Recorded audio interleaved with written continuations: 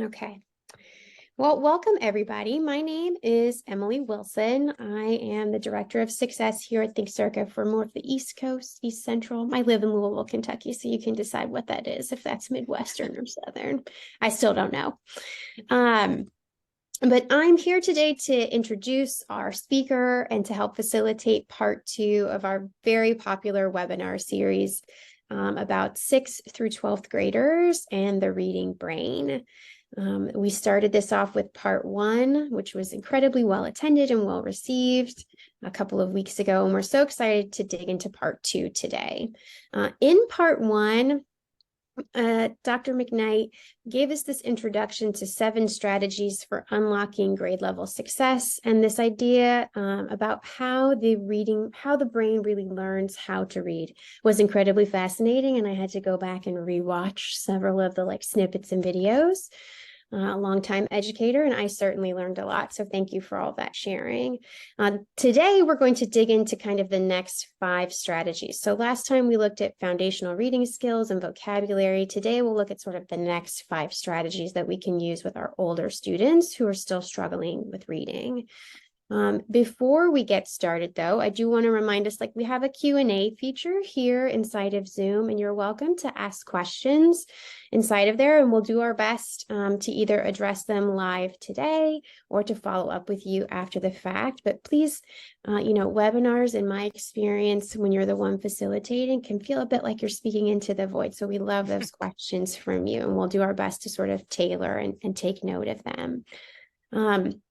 At the end of Dr. McKnight's programming today, I will sort of give you all a tour of some of the resources we have inside of Think Circa that you can use to help put the strategies and suggestions that she shares into action. But without further ado, I will hand things over to Dr. Katie McKnight. Just to note, Dr. McKnight is a 15-year distinguished professor, clearly a dedicated teacher, but also an award-winning author. She's the founder of Engaging Learners, an education company that she has built to help bring literacy and learning into the forefront of what schools are attacking. Her support for professional learning at the leadership and classroom level has brought about really unprecedented growth and academic achievement for the schools that she works with. She's authored several best-selling books. As a former elementary teacher, I will say, who doesn't love a graphic organizer? Her book, Teacher's Big Book of Graphic Organizer, is the 2013 Teacher's Choice Award book. Of course, I'm always looking for a good GO. And also this idea about literacy and learning centers for big kids, another fabulous book from Dr. McKnight. So with that, I'll hand it to you, Dr. McKnight. I'll be here All if you have right. questions for me.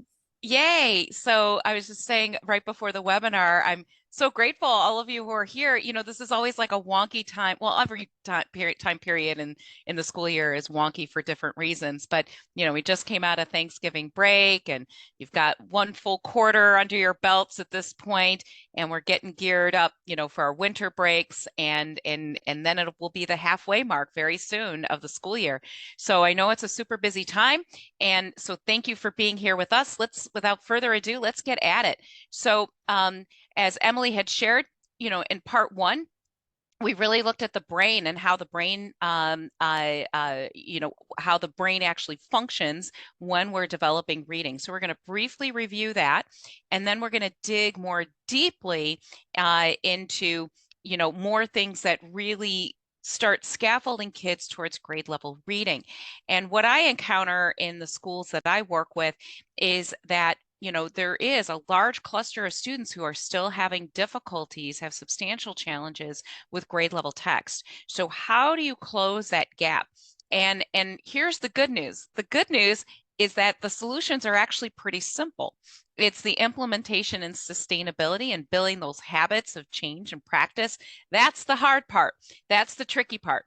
So we're going to look at really what the high leverage focus should be to get kids on that trajectory for grade level text.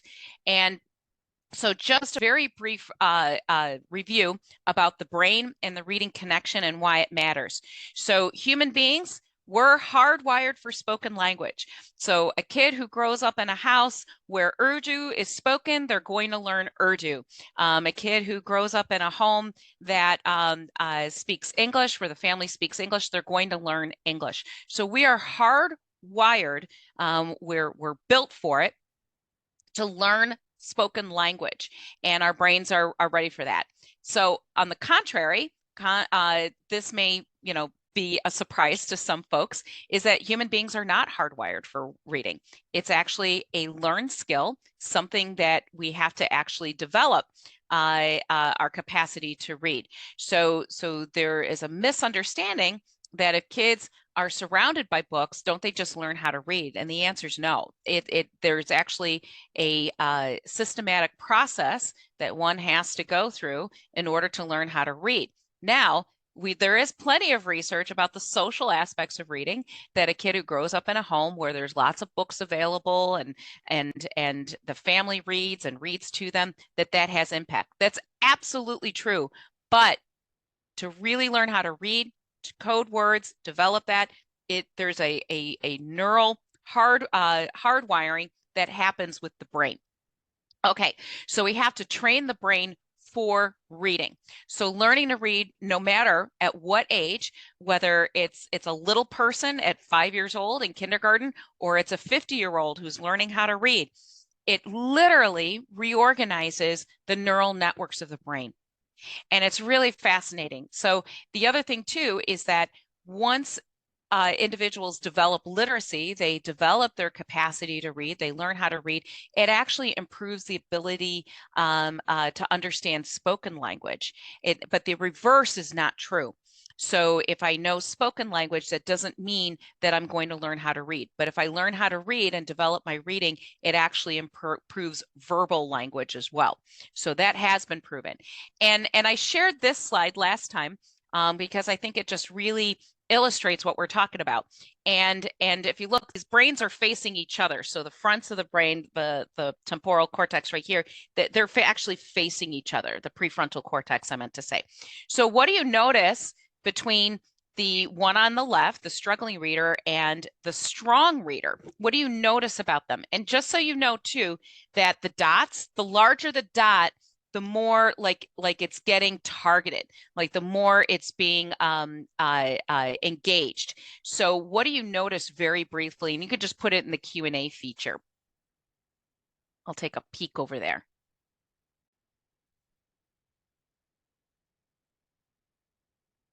Oh, for some reason, I can't get that there. I don't know if you can. Oh, weird. There we go, Emily.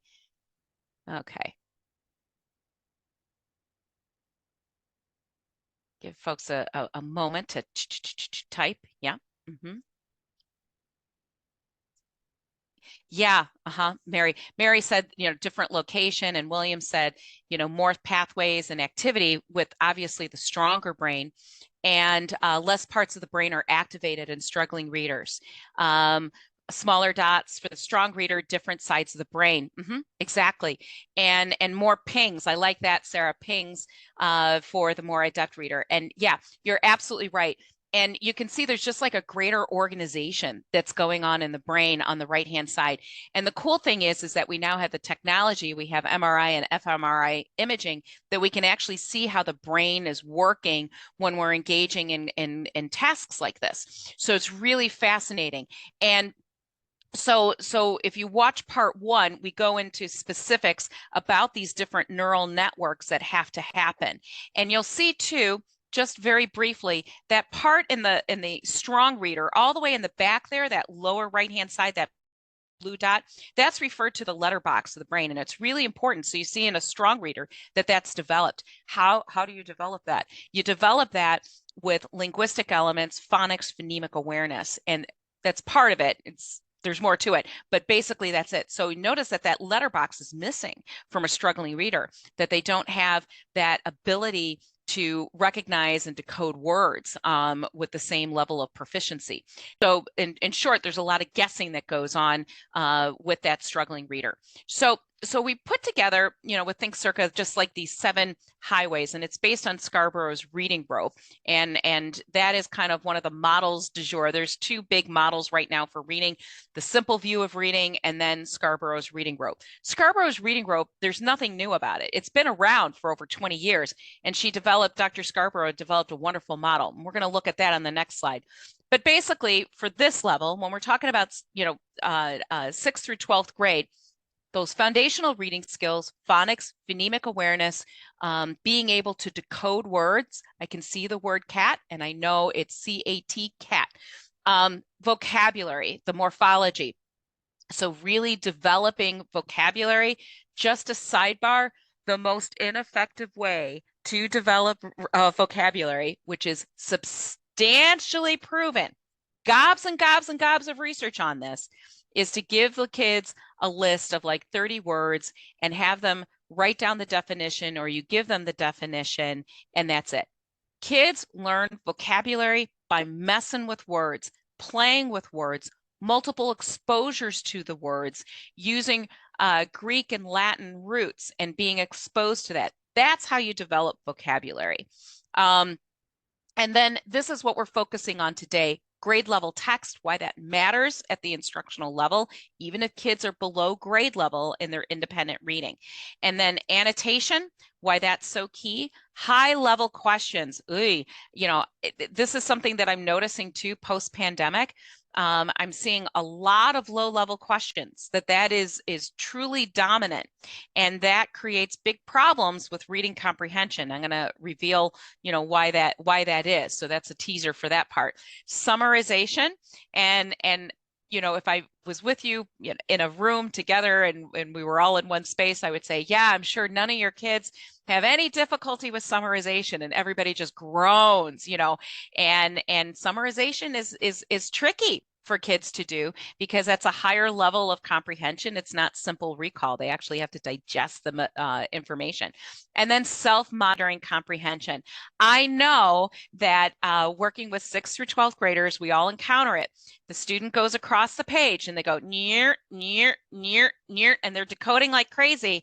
And then you say, hey, what is the author's message? Like, what's going on in the text? And they just look at you and go, they have no idea. So they look like they're reading, but they're not comprehending. They might be decoding, but they're not understanding. So self-monitoring comprehension is huge in this age group. It's not to say that it's absent in the younger students, but really for this grade level, we want them to be able to be active in their self-comprehension, self-monitoring comprehension, because kids are always going to get challenging, difficult texts. As an adult, I will encounter a challenging or difficult text. Here's the key. I know what to do as an advanced reader. I know what to do when the text gets hard. So we want them to be able to have ideas, strategies, the disposition to know what to do when the text gets hard, rather than just going, ugh, throwing up their hands and then walking away. And I know that all of us encounter that as well, that they just give up. So those of you who are not familiar with Scarborough's reading rope, really what we're looking at is that those upper strands, the yellow, the orange, and burgundy, that is really those language comprehension. That's, I'm sorry, that's the, a lot of that is just, is the language comprehension. I'm sorry. And then underneath, the blue and the blues and the green, that's word recognition. So the word recognition, phonological awareness, decoding, sight recognition, we do that primarily in K2. And then with the language comprehension, background knowledge, vocabulary, language structure, verbal reasoning, literacy knowledge, that's in the older grades. That's 3 and up. And so the idea is that as we go through school, like, when we're little people in K through 2nd grade, these are largely separate. But then they start twining and intertwining, getting tighter and tighter and tighter. So when you look to the right-hand side, you see that all those strands in the rope are getting tighter and tighter and tighter. So all of us, we're sophisticated readers. We're at the very end. We're not even aware when we're decoding or making sense of letters and sounds across a page. We just do it with automaticity. And the idea is the more practice you get, that the more it gets tighter and tighter and tighter. So one of the big challenges that we have right now, and actually Think Circa did a really nice job addressing it, is those foundational skills. We have a substantial population in middle school that still has linguistic issues. They still have big gaps in decoding, phonological awareness, and sight recognition. But I'll save that. That's the teaser for Emily's part if you want to stay on and address that, which is this handy slide here. And that's really what Think Circa has worked towards. And they have this model and what leads to active reading. So phonology, morphology, vocabulary, syntax, semantics, and the pragmatics. And they all work in consort together to really to build the skills for active reading. And as kids progress through school and in life and in career, they're going to encounter increasingly complex texts. But we want kids to have the capacity to be able to deal with those texts and be able to conquer them. Just a side note, in a high school that I was working with last year, I found the most challenging text ever, and kind of looked at it, did an analysis of it, and it was the most complex text that I had ever encountered. And it wasn't Shakespeare, it was a welding textbook. And this thing was hard. And a lot of CT teachers have challenges with that as well, because the kids do great in auto shop, but then when they go take their certification exam, they can't break down the texts, and they're highly complex, kind of like case studies or case scenarios, and they have to indicate how they would resolve the issue, and it's really hard. And by the way, they're also making an evidence-based argument. It's like, oh, you need to change your carburetor, and this is why. So looking at vocabulary as well is also part of that. So let's dig into the meat of today, of part 2. So what does grade level mean? I get asked that question a lot. What does that mean? I'm like, well, it depends on who you're talking to. Lexile is kind of the marker du jour right now of grade level. And there's a lot of things that go into grade level text, and when we talk about text complexity.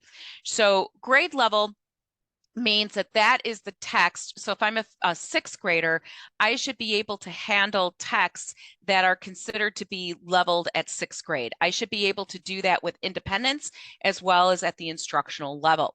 And there's several factors that impact grade level, but 2 of the most significant are background knowledge and vocabulary. So that welding textbook was so hard because there was so many terms. It was really jargoning. And so most of the time when you encounter higher Lexile levels, for example, it's because there's a lot of academic vocabulary in there. There's a lot of novel words. So highly technical manuals or articles that might be in Scientific American, those tend to have very high Lexile level. Literature tends to score lower on Lexile because you're not introducing as many novel terms. So for example, a text like The Great Gatsby is actually on about like a 6th or 7th grade Lexile, but we know that background knowledge has a huge impact on our comprehension of text. So I always say that vocabulary plus background knowledge leads the path towards reading comprehension, and especially in this age group. Background knowledge is massive. Check out The Knowledge Gap by Natalie Wexler, and she talks about the importance of background knowledge. Good readers, it's been proven over and over and over again, good readers tend to know a lot about a lot of different things. That's what makes them, one of the things that makes them better readers. And Dan Willingham is another really key researcher in this area, to go check out his work. So then instructional level is with support. So I'm introducing a text, I might be modeling a strategy for the kids, or looking at the content if I'm a science teacher, but guiding the students through, they are having some level of support. So instructional level is with support. Independent reading level is what I can handle on my own. So just a little FYI, most of the time when you receive testing data, it depends. So I'm making a sweeping generalization, but the vast majority of the time when you get test data back, like from the state assessment or various other things, sometimes they'll say instructional level and they'll say independent reading level. If they don't, and you get a score, like I have my 8th graders and I've got 5 kids who they're saying it's 5th grade level, that is their instructional level generally. And their independent reading level as a general kind of measure is usually a full grade below. So even though it says 5th grade, if you want them to read something independently, it's more in like a 4th grade level. So instructional level all the time, grade level, grade level, grade level, grade level at the instructional level. Independent is when you're sending kids on their own to read. They need to be more in what the test data is showing, or what you know about your kids. There's some kids too, like this background knowledge is really key. So if a kid in Wisconsin gets a passage on the reading comprehension assessment that's about dairy farming, they might have a big advantage, except maybe a kid from Milwaukee, right? Maybe not. But a kid from Chicago is not going to have the background knowledge for that. And it's huge. And there's some really key studies that show the impact of background knowledge all the time. So I always get nervous about reading comprehension assessments because of that factor. And I always say, when you're looking at those kinds of assessments, it's just a window into how the students are performing as well. Okay, so when I'm at the instructional level, kids need to see me as a sophisticated reader, how I make sense of text. So especially at these grade levels at 6th through 12th grade, if I'm a biology teacher, kids need to see how I make sense of scientific text. If I'm a history teacher, they need to see how I make sense of a primary source document.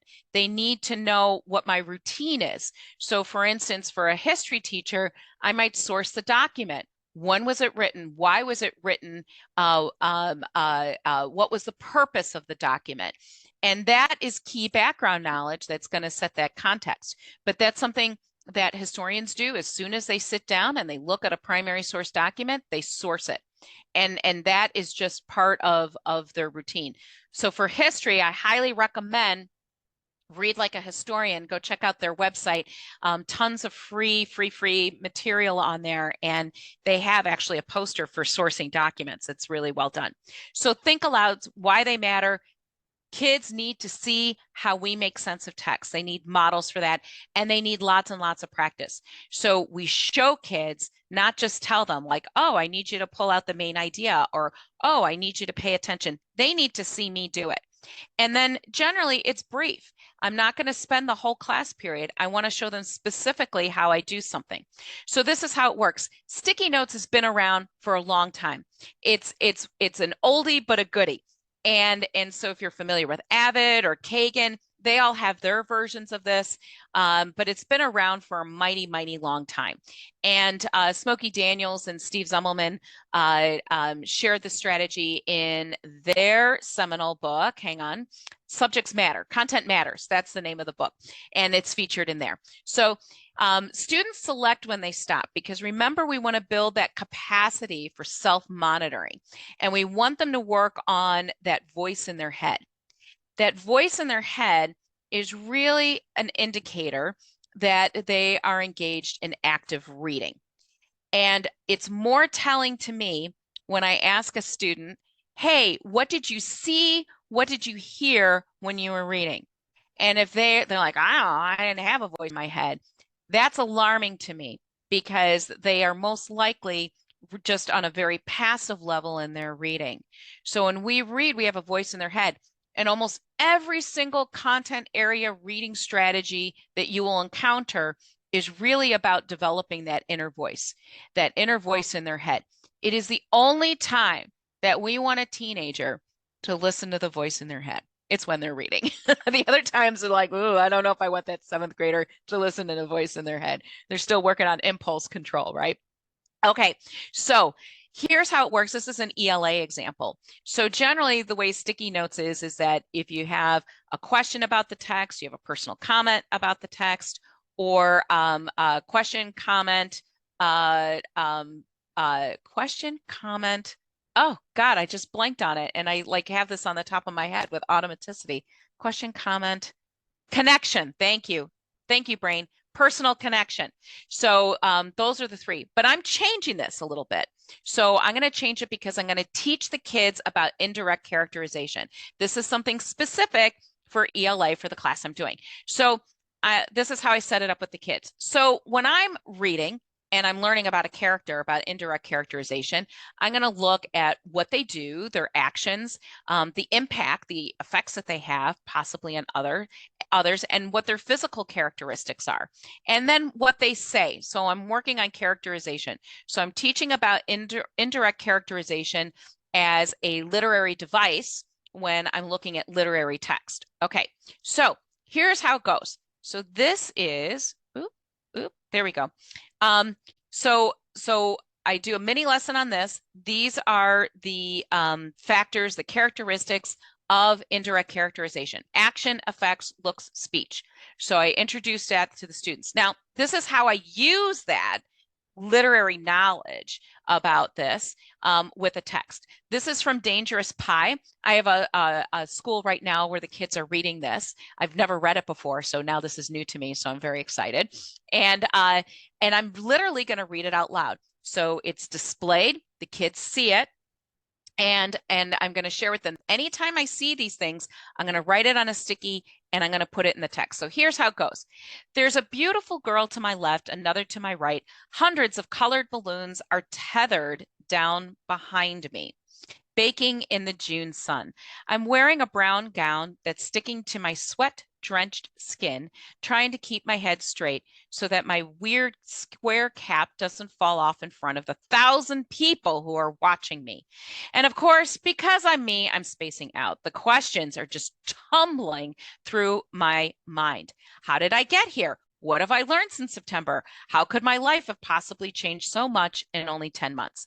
Okay, so speech. So I'm going to tag that. And this character, this narrator, it asks a lot of questions. There's a lot of informal speech here. So what does her speech or the character's speech tell me? You know, what are some of their concerns that they might have? The other thing too, just a sidebar with vocabulary. I know we're not really focusing on vocabulary in this, but there were a couple of good words in that opening. I would have the kids skim the text first before we even read it. And I'd say, what words have you never seen before? What words have you seen, but you're not sure what they mean? And I bet they would key into like tethered and probably drenched and just explain those very quickly, you know, what those words mean. Okay, so I continue on. I'm reading to the students and I show them again, you know, when I see these elements of all of a sudden my mouse decided to be flaky. Okay, there we go. So anytime I see these elements of indirect characterization, I'm going to ping them in the text. I'm going to highlight them and point them out. So here I have an example of actions. The character is observing others. You know, character gets kind of annoyed with other people's, covers up their list. What does that tell me? Like when you cover something up and you don't want somebody to see it, what do you think that tells them? You know, and so what I'm doing is that it's not just recall, I'm also teaching them inferencing. So the character doesn't say, oh, I'm self-conscious, but the fact that they're covering something up tells me that they are. And so that's an inference. And inferencing is really, really hard to teach because it's nebulous. And so just a reminder too, that there's levels of comprehension. I like to simplify things. So I just say, just focus on these three. Literal, right there.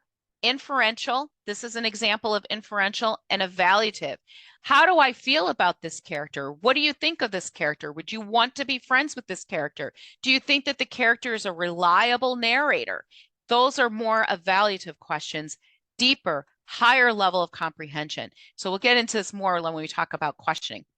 But this is a quick strategy that you can use. And then I just might remind the students, remember, indirect indirect characterization, showing, not telling. So this character or this author is showing us. They're showing us things that the character is doing, and it's giving us insight into that character. So that's sticky notes, and I'm actually doing this a model lesson with a school next week, and we're doing exactly this. We're taking sticky notes, and we want to just start building that habit with the kids. So when I'm in schools, it's like, where do you start? And I always say, start here, start with sticky notes. And then, of course, we know that kids will always have basically 2 questions. So I do this as a mini lesson, and then I say, okay, now I want you to continue reading. You could read with a partner or read independently.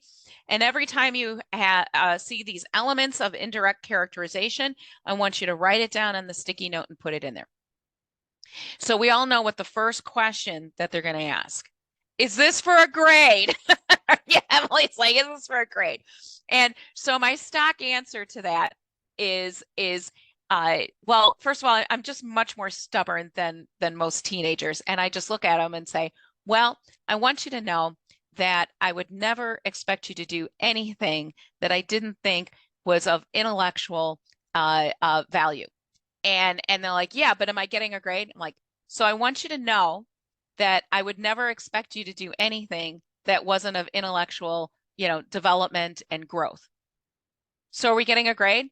And I just keep repeating it. And you know what they do? They're like, okay, I'll just do it. And I just go, so I love manipulating, middle schoolers, teenagers, and bend to my will, what I expect. But I'm not going to get into this battle of the grading thing. It's crazy. And then the second question that they ask is, how many do I have to have? And so I always say, hey, so I did 1 page with you and I had 3 notes, right? So you're going to read for 10 minutes. So I would expect you to have no less than 3, no more than 1,000,000. I'm like, well, that's not really an answer. Well, I want you, it's either no less than 3 or no more than 1,000,000. And you know what happens? A lot of times they stop asking me those kinds of questions because it's like they're not real questions. They're power play questions. And I don't want to get into those power play things. So because the ultimate goal is I want kids to develop that active voice. I want them to know when they need to stop, when they notice something, to write it down and make it deliberate.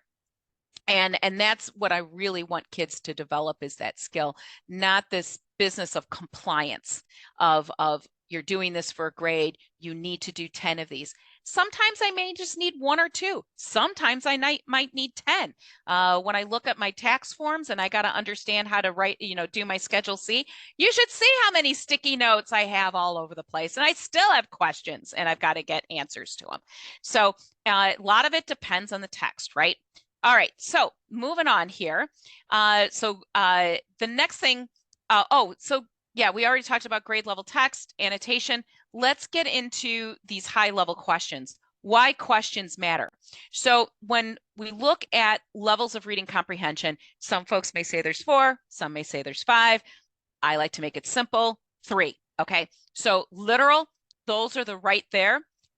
Inferential, and then evaluative. So literal comprehension, it's on the page, it's right there, comprehension. I don't even have to read the text most likely. I can just skim it and give you the answer.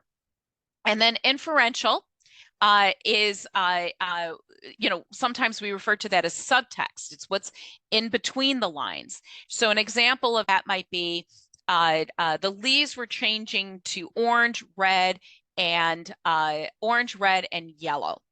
And so a literal question is, what color are the leaves? Well, they're orange, yellow, and red. An inferential question is, what season do you think the author is describing? And this is where background knowledge comes into play. And kids, like where I'm from the Midwest, they say, oh yeah, it's fall, it's no problem. But a kid from Arizona might have a hard time answering that question. So a lot depends on your background knowledge. Inference has a huge background knowledge has a huge impact on that. And then evaluative, this is where essential questions come in, requires the reader to move beyond the text, to consider what they think and believe in relation to the message in the text. So if I said, hey, which season do you think is the best season? I might say, well, I think that fall is the best season because it's so colorful and beautiful. So that's an evaluative kind of question. Evaluative are the highest level. That's where deep comprehension lies. Great questions prompt kids to get to that level. Now, what I'm seeing post-pandemic is that with the nature of Zoom teaching and teaching online, is that it's very difficult, I think, to get into those evaluative kinds of questions. And so what I'm seeing post-pandemic, I'm seeing very little on the evaluative and inferential. I would say in classrooms that I've been in, I'm seeing like 98, 99% are literal questions. What was Macbeth's best friend? Where was Macbeth Thane? What are the three types of covalent bonds that are in this chemistry passage? And it's all boom, boom, boom, boom. The kids don't have to read it. They just answer it and fill in the blank. And so that doesn't prompt the critical thinking and the purpose for reading. I see this all the time. Go look for the main idea. We're reading this text so we can find the main idea. Well, if I'm a ninth grader, that's not very motivating for me to read it. But if I have an essential question like, how can an unexpected event lead to long-lasting consequences, that gives me purpose for reading. I just finished reading Ken Follett's new book. There's multiple main ideas in there. There's a bajillion main ideas in there. So uh, saying, find the main idea, it tends to be myopic. And it doesn't really give oomph, it doesn't give purpose for our reading. And I see a lot of that where it's just skill, skill, skill, skill, skill. But why are you learning that skill? Why are you reading this? It should be to answer a bigger question. It should be to prompt inquiry. And when we do that and we have those great questions, I see the difference right away. So here's an example. These are from my buddies up in Wisconsin, two social studies teachers. And this is from last spring. So I said to them, I'm like, I know you have like your reflection questions, your study guide, as it were. And a lot of colleagues will say to me, well, Katie, I need to give the study guide because I got to make sure that they understand the text, that they get, the basic meaning about it. And I'm like, yeah, no, I get that they need to know the details or whatever. But my argument is that if you ask that really big essential question, they're going to focus in on the details and the evidence that they need in order to answer that question. And so I said, so let's try starting with the essential question and build from there. And I mean, they'll fuss to it too. And I have permission to give you this example from their class, from their students. And these are 8th grade students too. And but they didn't want to let go of their reflection questions, is what they call them, which were really study guide questions. And I said, okay, just put them at the end. And they're like, okay, all right, Katie, we'll try it. So these are some of their reflection questions. They didn't give it to them on the onset, but these were just to give you an example.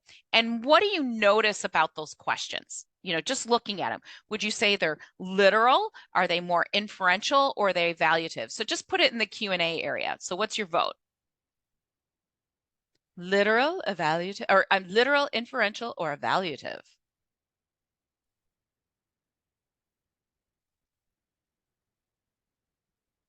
Ding, ding, ding, ding. Yeah, Christina. Anonymous attendee. Anonymous attendee might know my good friend Spam Risk on my iPhone too, whenever they call. So it's all good. Yeah, Emily likes that one. It's like Spam Risk. It's like every area code, there's somebody named Spam Risk. It says, common as Johnson or Smith, in the United States. All right. So yeah, these are all literal, right? You're absolutely right. And Tanya, I like what you said, literal, monologic. Monologic, I love that word. Monologic kind of question. So here's the setup. Here's the setup for the trailer. They just came out of studying the Great Depression, and they're going into the New Deal. And so I said, let's get a really good question. And so the question that oops, what did I do there? Hang on a second. I don't know what I did there. Hold on, please hold. Nobody's ever had those issues like, That was the weirdest thing. What did it just do? Hang on one second. It just like blanked It out on me stopped your share, completely. Katie. I don't know if you saw that.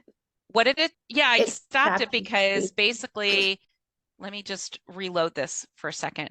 It basically made everything all fuzzy. Um, so give me one sec. Yeah, nobody's ever had any issues with technology in the last like whatever, right? Let's see. There we go. Okay. All right. Ding, ding, ding. Now we're back. I don't know what I pressed. It just fuzzed it all out. So we came up with this essential question. How can current societal realities impact government actions and policies? So that was our big essential question. And wow, kids who just came out of the pandemic, you know, you're going to see like kind of commonalities, some parallels with this. And these are eighth graders, US history class. So what Troy and Chris did, the two teachers, is that they had kids into triads. And so they gave each student a role, reader, recorder, reporter, and what their responsibilities were. And they gave them two texts, two primary source documents. And one was an article from that time on the stock market crash, like what was happening at the time. And why did the stock market crash? What happened? And then they looked at another document and it was like a narrative, like somebody's experience during the Great Depression and how did the Great Depression cause hardship. And you notice that it's just a simple kind of graphic organizer chart. And all they needed to do was put in details about why did the stock market crash. So the kids are looking for details to answer that question. And then the bigger question is this one. How can current societal realities impact government actions and policies? So right now, the kids are looking for those details, that evidence, because these are the two things. The stock market crashed and the hardship of the Great Depression really was the catalyst for the New Deal. And so here's what happened. So at the end of it, after the kids did this, then they gave the kids the reflection questions because they wanted to make sure that the kids knew all the details. There was only one question that they couldn't answer, and it was the first, I'm sorry, it was the first and second one. They didn't know what on margin meant. And when they looked back at the text, they then remembered, oh, that term wasn't in there. And so the kids didn't have that term. So if I just introduced that vocabulary word or said, you know, this is something else to add, then they would have had it. But they said that was totally, you know, not within the reading. They wouldn't have known that. And they said everything else, they were like, boom, boom, boom, boom, boom. The kids answered the questions. They had no problem with it. And the other thing that they noticed too was that the kids were actually reading it. They weren't just skimming and just getting the answer. You know, why is it called the Great Depression? Why did the bank, you know, and just doing that. They actually had to read the text in order to pull out those details and that evidence to answer those questions. And they said that was a huge difference for the kids. And they were really impressed with that and how motivated they were to actually read the text that they gave them.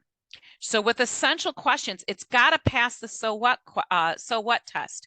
I was actually in their classrooms yesterday. They're working on the Civil War, and they had a great question. The kids were looking at the North and the South, and just at the onset of the war, and the question was, who had the greater advantage, the North or the South? Based on that information, how long do you think the war would have lasted?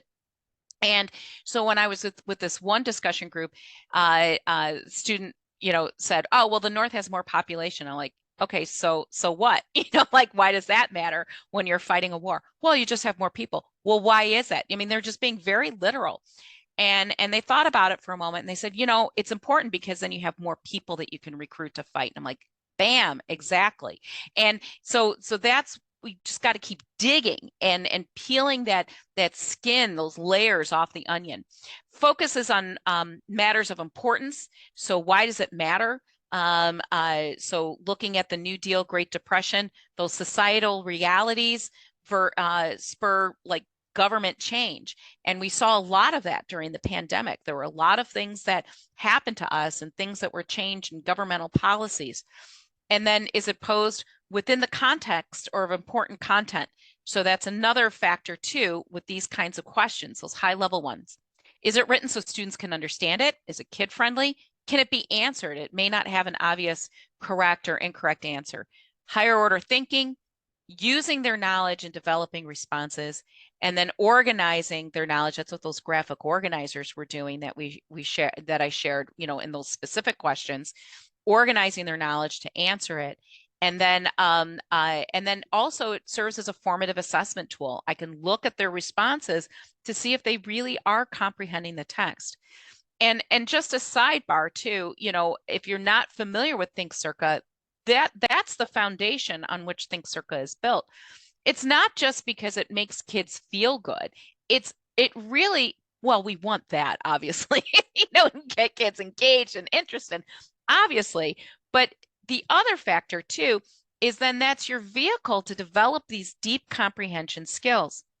And we're in such a hard time right now, especially in middle school. We've seen the deficits that we have in growth as a result of the pandemic. 6th, 7th, and 8th grade got hit the hardest out of any population when you look at NAEP data. And it's alarming. And if we keep giving kids kind of like basic kinds of questions and not giving them reasons to read and giving them more developed in-depth reading, we're going to keep spinning that hamster wheel. And it really is about those great questions, grade level text at the instructional level, annotation, all of these things. And they're actually very simple things to implement. We don't need to have 50 different strategies on 50 different days. You could run sticky notes in every class and just make it that habit that you're constantly doing. Here are some more examples of some questions, that I've in schools that I've worked with that we've addressed in various content. So how can we prepare for the unexpected? How can unexpected events lead to long-lasting consequences or change? How are our lives different from those long ago? What is fragile about the world we live in? What can we learn from the courage of others? And actually, my Literacy and Learning Center book, I have tons of essential questions like this and lots of models. So if you want to take a look at those, they're in there. But here's another example too. This is from a 7th grade class. And just to set this up, this is what I'm talking about. I was working with a colleague there, a teacher there, and this was a 7th grade class. It was a 7th grade ELA social studies combo. And so and also let me just say too that it was February 2020, and you'll get why I'm telling you when it was. And we all know what happened in March of 2020. So I asked the teacher, and this was in Virginia. I said, "Oh, okay. So what are we working on? Like, what standard are we looking at? What's the plan?" And in Virginia, I love it because they call their standards SOLs, which are standards of learning. But everyone's like SOL, SOL, and of course I'm snickering like a 10th grader about it. But so there's standards of learning there, and the standard of learning basically was this: cite strong and thorough textual evidence to support analysis of what the text says explicitly, as well as inferences drawn from the text. Every single state has a standard like this. This is just, even if you tweak it a little bit, like in Texas or Florida or whatever, this is it. Okay. All right. So that's what we got to work on. And so we need a good question. So what the setup was going to be, and we were also looking at cause and effect too, and looking at informational text and cause and effect. So by giving this question, how could an unexpected event create long-lasting consequences? This is what we did. So we started off, we had a model text, Mount St. Helens, the eruption of Mount St. Helens back in the 80s and what happened. And we have a graphic organizer with that big question up there. And then we're looking at causes and effects. So obviously the cause is the eruption, but then it did a lot of things, right? It messed up the environment, animals died, cut off roads, destruction, life lost, had a huge impact on the ecosystem. So we had a graphic organizer with all of that in there. And it was really interesting because then I said to the students, I want you to rank order them. And which consequence do you think had the greatest impact? I want you to rank order them. Greatest impact to least impact. And they kind of like, okay. So they started talking about it. And then they started arguing with me, which was great. It was good argument. It was academic argument. And they said, but all these are not created equal. And they said, this one is because of the eruption, it caused pollution, it caused issues with the environment. But those two factors then created problems with stores closing and people losing their jobs. And I'm like, oh, okay. So in the big world, we call that economic. So I gave them a label for it, and and tied in the vocabulary. So it's environmental, it's economic. So all these effects are not created equal. And then they started making like little turkey trails and saying, well, this is this, and this is this, and this is this. And they started categorizing economic, political, because they're like, well, then all the politicians did da da da da da, and the people, and I'm like, that would be political, that we were looking at sociological and everything else. And let me point out too, this was a quote unquote regular seventh grade students, very typical of what I see in public school classrooms. We had kids on grade level, we had kids below grade level, and we had kids who were really, really below grade level. And so it was all this mixed bag and various abilities that were going on. So that's the I do part. And then we do. I gave them a choice between three texts, same question. And I said, you have your choice between one of these three texts. The first is this mysterious virus that's circulating in Asia. Wonder what that was. And then 9/11 was the next one. And then 2004 tsunami in Indonesia. And they picked one of those three, and they had to address the same question and look at the graphic organizer. And they decided that they wanted to add the political, social, and show how they overlap. I'm like, yeah, go for it. And all three of those texts are actually different independent reading levels. But here's something that we know about reading is that if you have background knowledge and high interest, you can handle more challenging text. And so I did not say, well, this is this level, this is this level, this is this level. Allington has done a lot of work in this area, Richard Allington. And kids generally pick the porridge that's just right for them.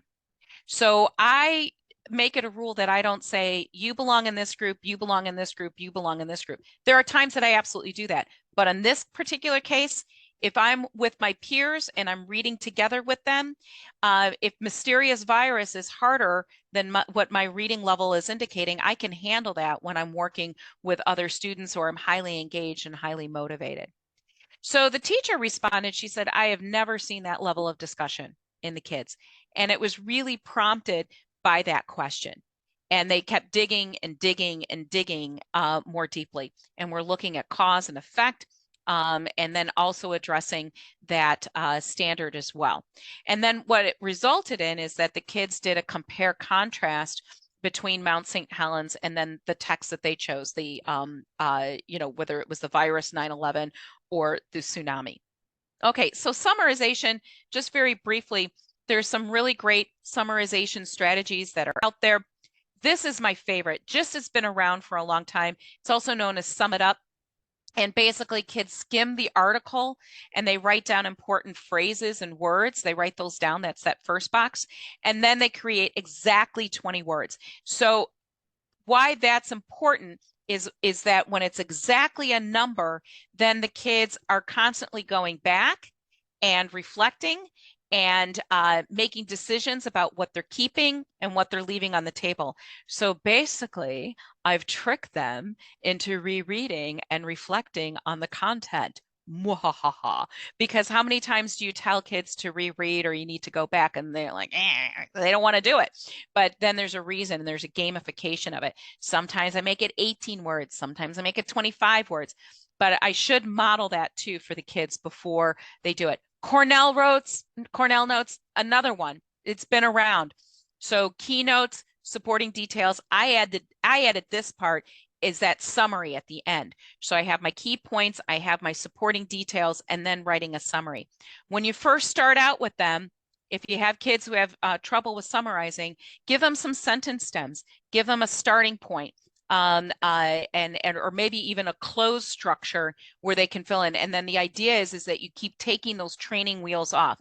You know, they might have two wheels on either side to begin with, then you just have, you know, then it's kind of wonky, and then it just has one, and then you get rid of the whole thing. So so sentence stems work very, very well for that too. Okay, so this is my reminder too. This is like my Sally Struthers slide. Just $1 a day, just $1 a day, change a kid's life. 20 minutes a day. A kid who reads 20 minutes a day is going to be exposed to 1.8 million words per year, and they generally score in the 90th percentile on standardized tests. So let's think about what kids are doing. Are they actually reading? Or are they fake reading? Are they engaged in faux reading? Are they just skimming text and filling in blanks? If we ask those kinds of questions that are on those evaluative levels, they can't really do that. They're actually going to have to read that text.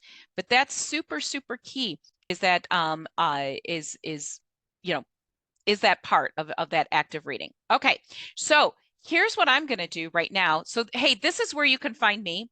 And if you sign up for my newsletter, just very briefly, I send out a free resource of the week. So it's my way of contributing back to the profession. I don't share my list with anybody either. So you can come find me over at engaginglearners.com. And then my buddy, Jenny French, who actually is the director of the foundational reading program at Think Circa. She and I are working on our Science of Reading book for grades 4 through 12. So reading and thinking in every classroom. That should be out in the spring as well. And then this is you know, how you can get in touch with Think Circa. So I'm going to turn it over to Emily. And while we're doing that and switching that setup, you know, I'll look at the Q&A, answer any questions that you guys might have while Emily's getting set up. So I'm going to let her go ahead and share her screen right now. Thank you. Yeah, and if you want to address any of those for the group, you can just either interrupt me or I'll save time for you at the end too. Yeah. Okay. So how do you scaffold an essential question? I'm not really I don't think you wouldn't scaffold an essential question. An essential question is a standalone kind of rhetorical, evaluative, a debatable kind of question. What's scaffolded is perhaps the strategies one would use to glean the important details and information from text to answer that essential question. And some of the kids may not be able to answer that essential question today, but the idea is that we keep working with them so they can delve into deep understanding, deep meaning of text in order to be able to do that and to answer that question. Yeah, and then Jennifer wrote, do you have helping students analyze and understand complex sentences? Yeah. And they really get into it in science text too. There's lots of complex sentences. I actually have a strategy that I created titled Break It Up, which is not like, you know, kids breaking up with their significant others in high school before prom. But that's a strategy that I developed too about how you can break down complex sentences.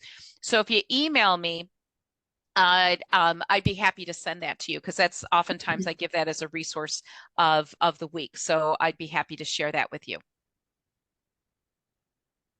Great. Thank you very much. Uh-huh. Let me see if I can get out of here without breaking everything for me. So I did just want to take a couple of minutes here at the end to point out you know, where in Think Circa, some of the resources that we provide that can support the kind of thinking and learning experiences that Dr. McKnight is describing. I'm not going to spend a ton of time talking about our foundational reading work because I know that was covered in the last, you know, in part 1 of this series, but I will just point it out to you. If you are an existing customer, you can come check it out. We have developed this course, foundational reading for grades 6 through 12, as Dr. McKnight mentioned. And so this is a resource that is going to help teachers, you know, who have kids in those grade levels who are really struggling with those initial foundational skills. And you can even see here in the units, you know, unit 2 is still working on vowels and C versus K blends and Y is a vowel. And it does work its way up the rope that Dr. McKnight shared with us through, prefixes and suffixes, morphology, etc. So if you have kids who are struggling with that, this is a resource that is built for older students. It is, very maturity agnostic. The reading and the work, the questions in here is built with adolescents in mind. I have like a K-8 background, lots of work in elementary schools, and there are many wonderful resources for teaching reading at those grade levels that just are not appropriate for our students who are older because they just have, different needs, different barriers. So definitely check that out. In terms of what Dr. McKnight was sharing today, I wanted to point out a couple of things. So our close reading and writing lessons, these are like the hallmark lessons inside of Think Circa. When my school in Chicago adopted Think Circa, we adopted it because of these lessons, this common approach to reading and writing in ELA, math, science, and social studies. And it was funny because as Dr. McKnight was walking us through like these 5, strategies for attacking reading, I was like, oh, this is a Think Circa close reading and writing lesson. Oh, just because it's best practice. Like, of course, there's lots of overlap. So a couple of things I wanted to point out. Dr. McKnight started by talking about grade level text and just the level of the text and how that can be so important for students, their background knowledge, vocabulary. That can be very challenging for teachers, sourcing and finding the right text. And that's one thing that Think Circa does really easily for you. So I may be teaching, let's say, 8th grade social studies. That's what I have pulled up here. The essential question we're digging into is what makes a good leader.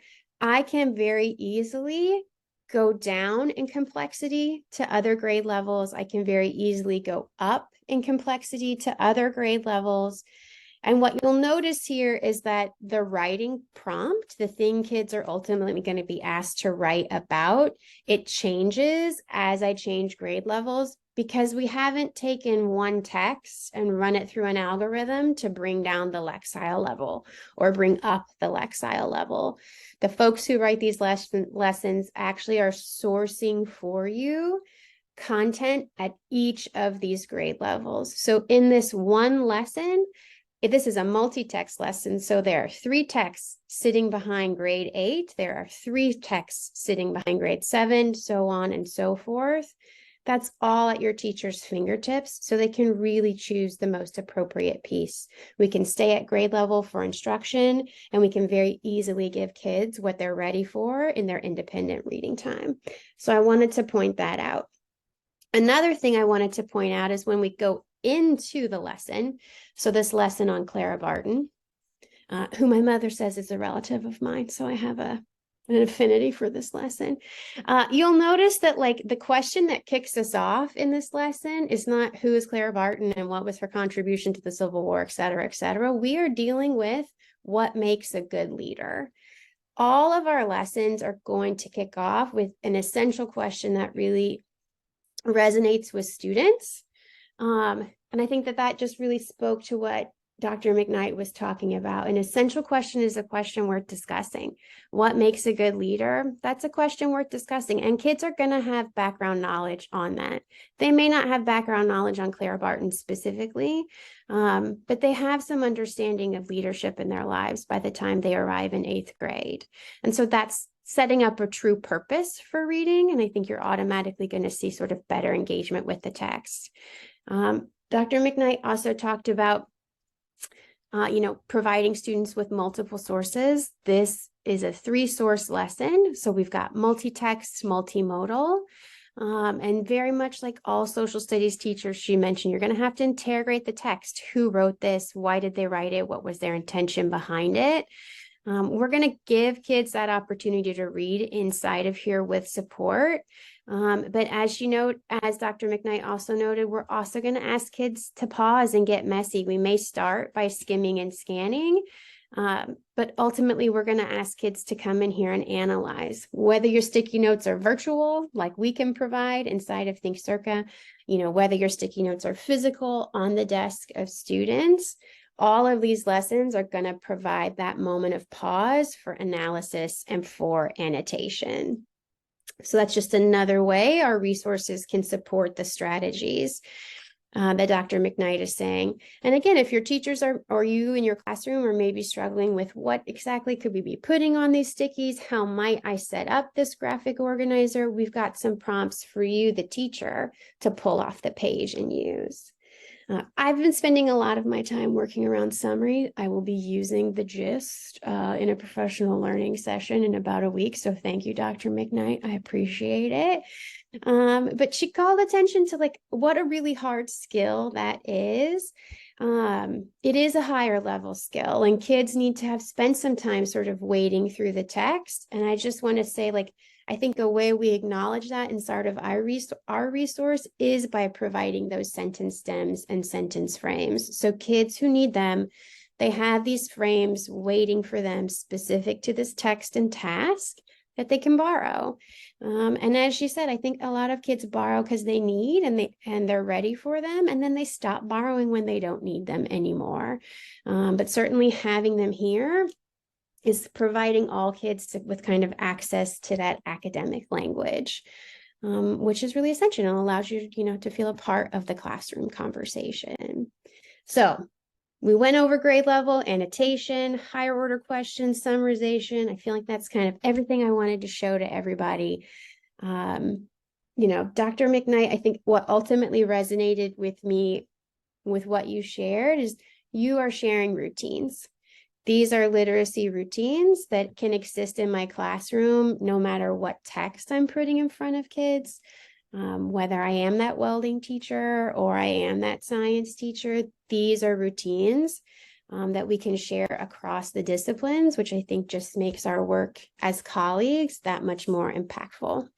Yeah, So absolutely. I would say the solutions are easy. It's the implementation and sustainability that's the hard part, because it is about creating those habits and routines. And, so when I'm working, for more of a macro level, the whole school, I'm like, just start with sticky notes. Just do that. Yeah. And everybody do it. And then we'll go to the next thing. Let's just get that thing done first. Yep. Yep. Well, and then also, then kids know what to expect. So my cognitive effort doesn't have to be on how Miss McKnight in science wants me to Exactly. attack this versus Miss Wilson in English. I've Yep. got that down. I can focus on the content and the actual learning. I'm a horrible facilitator, so I forgot about this, but someone had asked, if we would share a recording of this webinar, and I will say, yes, of course we will. That will come to your inbox, but actually another thing we will do is we will not only share the recording with you.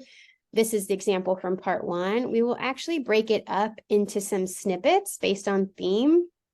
And so if you're wanting to leverage the recording of this webinar for PD, I would encourage you to maybe check out the snippets so that 1, you can pull out what's most relevant to you, but 2, also it's going to provide you with a natural place for pause to allow your folks to do some reflection, conversation, to really digest. But both of those things will be headed your way. And I think that's kind of it for me. I don't know, my friends can tell me if I've missed anything else, but if you're, a new to Think Circuit and interested in reaching out, you can scan this QR code and get connected with us. If you're not a current partner, we can set you up with a demo. If you are a current partner and just want to learn more about some of the things that we've pointed out to you today, or how we can build in some of Dr. McKnight's strategies into some upcoming PD that you have, we're happy to do that with you and for you. So thank you so much. Bye, everyone. Thank you.